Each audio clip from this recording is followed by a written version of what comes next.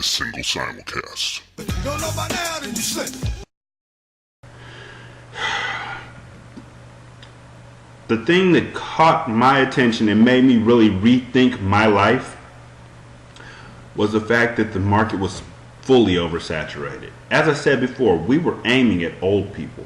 No qualms about it. We didn't have any real contention with preying upon the old. And we would do it so nice, with such a nice smile.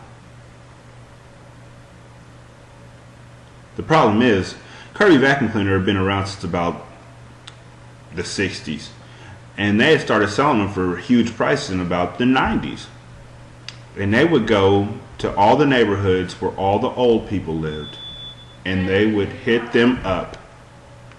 And so they would go over to Folsom and Fair Oaks and Roseville and Galt and every other area, and they would flood the market.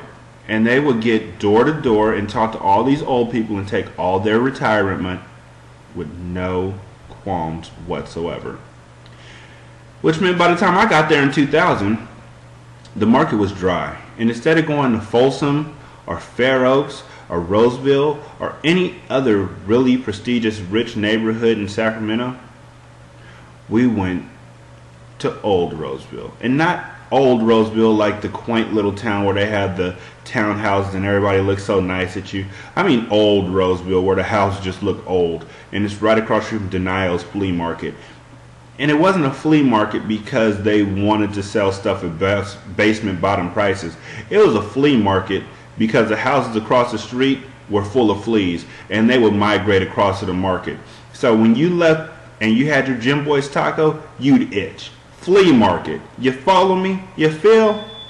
So I go to one of these houses in Old Roseville and I'm carrying my canister of suitcase supplies and I'm carrying my Kirby vacuum cleaner. And before I go any further, I just want to mention that when this happened in 2000, I didn't have a wife, I didn't have a daughter, I didn't have a girlfriend, I didn't have anything. I just had myself. All I had was my balls and my Kirby, and one of them was going to get empty. So I knocked on a door, and this beautiful young lady opened the door. She was about 19, 20. And yeah, she was cute, you know, and so I was ready to sell. And so I said, hey, my name is Derek. Yeah. And I wanted to know, you need your carpets cleaned? And she was like, hey, sure, come on in. And I walked in. And she was serious. Her carpets were filthy. When she picked up her feet, her white socks were white on the top and black on the bottom. Looked like an Oreo. It was bad. But, you know, she was cute. And I wanted to sell a Kirby vacuum cleaner. Yeah, that's it. So I walked in, no shame in my game, and to the right there was a baby asleep in a swing. And that was no problem either. I had no problem with girls with kids as long as the girls were cute and the kids were quiet and knew they roll, you know. So I walked in and yeah, so this is how you vacuum. And I was vacuuming and she was like, hey, you're so good at it. And I was like, yeah, baby. And then, you know, I did the vacuuming and then I looked at her and I said, where's your bedroom? And she was like, hey, it's back there. And I was like, for sure. And I walked to her bedroom and she walked behind me and I turned on some nice music and it was like, turn on the lights, let's get closer. You know, some Teddy Pendergrass and I'm grooving and I'm moving and I'm like, yeah, baby. You know what you lay on every night? And she was like, no, what? And I was like, yeah, skin. There was really no smooth way to put it. So I did the skin thing and I did the bed bug thing and I did the dust from her living room. And I mean, for that I had to put out 3 more extra little containers because Cute but gross. And so I'm still looking at her in her bedroom, and I'm like, yeah, you want me to clean your carpets, girl? And she was like, hey, yeah, my carpets could use a good cleaning. So we went back out to the front, and I started to shampoo the carpets. No problem. And I'm talking to her about her little baby, and her baby's so sleepy and so cute. She's like, yeah, she's about 5 months old. And I'm like, okay, whatever. She's sleeping and she's quiet. I'm good with that. And we were talking, and right about that time, you hear a booming system come up the street. And she's like, yeah, so me and my girls were gonna... And then she hears the booming system, and it got louder and louder until it pulled up on her damn lawn. And she went from, yeah, me and my girls are gonna... Boom, boom, boom. Yeah, me and my girls are... Oh, shit. Here we go again. And I'm like, what are you talking about, baby? What's going on? And she was like, my motherfucking baby daddy got out of jail. I was like, what are you talking about? Baby, what? I didn't even think about the fact that there was a baby daddy. I just figured the kid had materialized or something, Baby daddy? Yeah, that motherfucker just got out of jail, and I guess he ain't got nowhere else to go. And the door was still open, except for the screen door.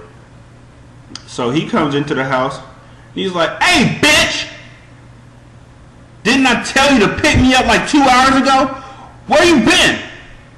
Motherfucker, I was gonna pick you up. I'm tired of your ass. You be cheating and selling them drugs, and I ain't trying to do none of that shit. You need to get up off your shoulders and get a motherfucking job like this dude right here.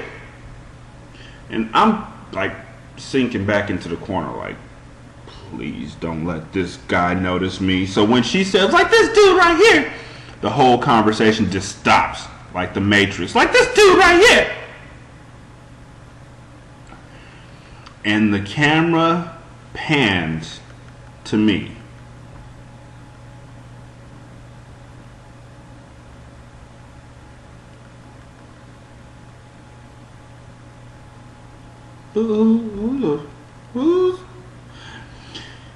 And so, as the camera tilts and pans to me, and I'm trying to duck down, he's like, who the fuck is this dude? He's way more of a man than you are. And I'm like, bitch, shut the fuck up. He's got a job and everything. He ain't got a jail. Have you ever gone to jail? Well, nah, but this dude ain't shit. This motherfucker trying to take my place, play baby daddy, and clean up the house. Bitch, I held it down for 5 years in the county jail. And this how you do me? Just because you got me pregnant on one of your conjugal visits doesn't mean that I'm going to fuck with you, and I want you to get the fuck out. You're trying to clean the carpets. What you mean he cleaned the carpets? I should be the only motherfucker clean the carpets up in this bitch. And I'm like, you know what? I'm just really cleaning the carpets. I mean, there's no connotation behind it. He's like, you know what? This how we gonna do it, bitch. If this motherfucker's still here, by the time I finish popping my trunk, he ain't gonna be here when I leave. And he walks out the door with her behind him talking about, you should have taken them anger management classes more seriously. Now you're about to shoot somebody in my motherfucking house? You ain't about to shoot nobody in my house. This shit is ridiculous. I didn't pack up my Kirby. I didn't get the suitcase. I just looked at the baby, looked at the situation, looked at him jingling his keys, and I got the fuck out. I took off like, pew! Kirby is yours, have a good day! And I ran from there all the way to where my manager was sitting in a van about a mile down the road. And I hopped in the van, and he said, where's your Kirby? And I said, fuck you, I quit. So that was my last day with Kirby Vacuum Cleaner. And in hindsight, I don't know if she called him up and said, hey, this motherfucker looks like he's real shaky. You should come over here and get me a free vacuum, and I'm going to give you some of this good. And he came over real hardcore. In hindsight, that could have happened, but I don't give a fuck. I'm not dying over a vacuum cleaner and a girl with a 5-month-old. Are you sick? So that's a door-to-door job. You know, they happen. They're not that great. People get suckered into them every day. And unfortunately, my sister-in-law happens to be one of them.